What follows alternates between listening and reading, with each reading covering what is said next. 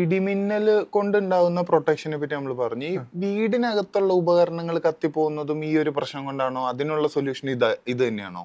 അല്ലല്ല, ഇത് നമ്മളിപ്പോൾ പറഞ്ഞത് എക്സ്റ്റേണൽ ലൈറ്റിംഗ് പ്രൊട്ടക്ഷൻ എന്ന് പറയുന്ന സിസ്റ്റമാണ്. അതായത് നമ്മുടെ വീടിന് പുറത്ത് വരുന്ന എക്സ്റ്റേണൽ ആയിട്ടുള്ള പ്രൊട്ടക്ഷൻ ആണ്. ഇന്റേണൽ പ്രൊട്ടക്ഷൻ ആണ് നമുക്ക് വീടുകൾക്ക് അകത്ത് വരുന്നത്.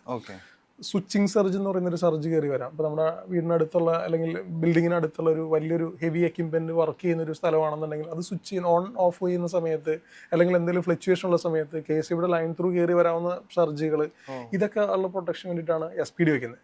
പ്ലസ് നമുക്ക് ലൈറ്റ്നിങ്, നമ്മുടെ KCBയുടെ ലൈനിലോ എവിടെയെങ്കിലും ലൈറ്റ്നിങ് സ്ട്രൈക്ക് ചെയ്തിട്ട് നമ്മുടെ വീടിനകത്തേക്കോ ബിൽഡിങ്ങുകളിലേക്കോ കയറി വന്നു കഴിഞ്ഞാൽ പ്രൊട്ടക്ട് ചെയ്യാൻ വേണ്ടി വെക്കുന്ന സിസ്റ്റമാണ് SPD എന്ന് പറയും. സർജ് പ്രൊട്ടക്ഷൻ ഡിവൈസ് എന്നാണ് അതിന് പറയുന്നത്. അതായത് ഒന്ന് ലൈറ്റ്നിങ്ങിനെ പ്രതിരോധിക്കാനും ഒന്ന് നമുക്ക് ലൈനിലൂടെ കയറി വരുന്ന സർജിനെ പ്രൊട്ടക്ട് ചെയ്യാനായിട്ടാണ് അത്